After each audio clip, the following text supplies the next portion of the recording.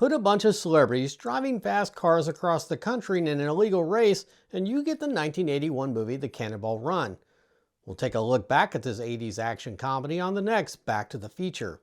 Let's all go to the lobby to get ourselves a treat. The Cannonball Run was directed by former stuntman Hal Needham and was inspired by a real-life cross-country race held in the 1970s where drivers would race from New York to California with no rules. You just have to get from A to B in the fastest time possible. This movie features a cast of the 1970s biggest stars, starting with top-billed Burt Reynolds and Farrah Fawcett standing out over a very large cast. The movie opens by introducing each one of our racers and what they're going to be racing in. Burt Reynolds and Dom DeLuise play JJ and Victor, who are racing in a souped-up ambulance and are dressed up as ambulance drivers. Victor also has an alter ego where he puts on a cape and mask and becomes Captain Chaos. Riding along with them is Jack Elam as Dr. Van Helsing. No relation to the vampire hunter. This Van Helsing is a proctologist. Next up is Roger Moore playing Seymour Goldfarb Jr., who thinks he's the actor Roger Moore. He even drives an Aston Martin DB5 with all the James Bond gadgets. It's a parody and actually pretty funny watching him play a version of himself. Farrah Fawcett is an environmental photographer named Pamela who originally is riding along with a government stiff named Arthur J. Foyt who wants to stop the race. JJ kidnaps her when the race starts, but she ultimately becomes the object of his affection. Then we have Dean Martin and Sammy Davis Jr. as Jamie and Morris, two washed-up Formula One racers who team up in a red Ferrari 308 GTS. That's right, the same car from Magnum PI. Oh, and they're dressed as priests.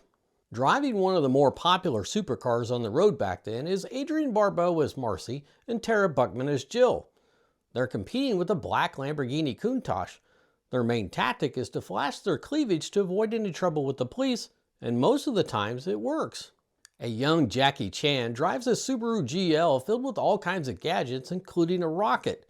He and his partner use these gadgets to overcome obstacles during the race.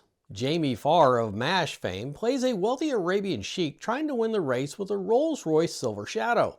Casting a white dude as an Arabian would cause an uproar in today's world. Country singer Mel Tillis and Pittsburgh Steelers quarterback Terry Bradshaw team up as a couple of good old country boys driving a Chevy Malibu.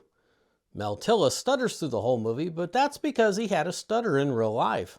Each team gets a time punch card showing what time they started the race.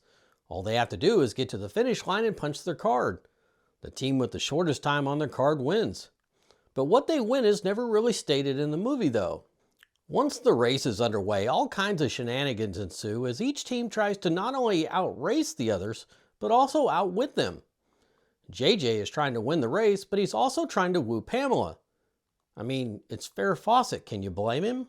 Foyt eventually works with the police to set up a roadblock. He's able to catch some of the lesser known drivers, but all the others are able to use various means to sneak through. Eventually, the remaining racers get held up due to some construction blocking the road. They're all forced to just sit and wait, which gives them the opportunity to stand around and trash talk each other. Everyone is waiting patiently, and then a large motorcycle gang shows up. Their leader just happens to be Peter Fonda sporting his leather jacket from Easy Rider. They're harassing Burt Convy, who is running the race on a motorcycle, and when the harassment turns physical, it's Captain Chaos to the rescue. He's completely fearless and literally dives into the skirmish head first. His bravery inspires the others to join in, and it becomes a giant free-for-all. It gets a bit slapstick because even though they're supposed to be a badass biker gang, they get their asses handed to them in all sorts of ways. This scene also gave Jackie Chan a chance to show off his skills to American audiences as he sticks around to finish off any bikers still left standing. As the fight winds down, the road opens back up and it's a mad scramble back to the cars. Victor is at the wheel of the ambulance but is getting passed by everyone else. JJ just can't get him to go any faster. Thankfully, Captain Chaos is a more aggressive driver and puts the hammer down, blowing by everyone like they're standing still. Near the finish line, it's anyone's race to win as a lot of the racers are neck and neck. They're all so close that there's an accident that ends up blocking the whole road. It's a foot race now with two drivers leading the pack. It's just Captain Chaos and Marcy with Chaos in the lead. Remember, he's called Captain Chaos for a reason. If you were thinking that something was about to happen that would cause Chaos to lose, you'd be 100% correct. Yep, he gets distracted and Marcy wins. JJ is pissed and confronts Victor about chaos. He rips off his mask and cape and says he never wants to see Captain Chaos ever again. Victor isn't fazed at all by JJ's anger. At first it looks like he's going to cry, but then he's okay with it. He ducks down out of frame and pops back up and says he doesn't care because he's always wanted to be Captain USA.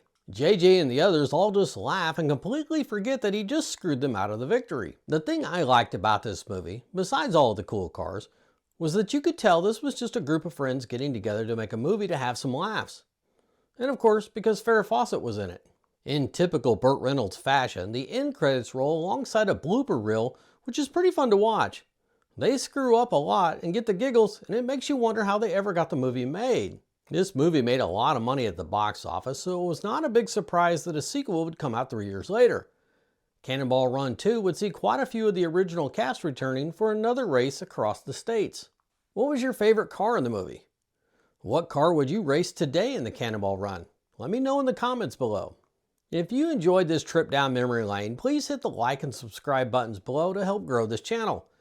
I appreciate you taking time out of your day and hope you will come back for the next Back to the Feature. Let's all go to the lobby to get ourselves a treat.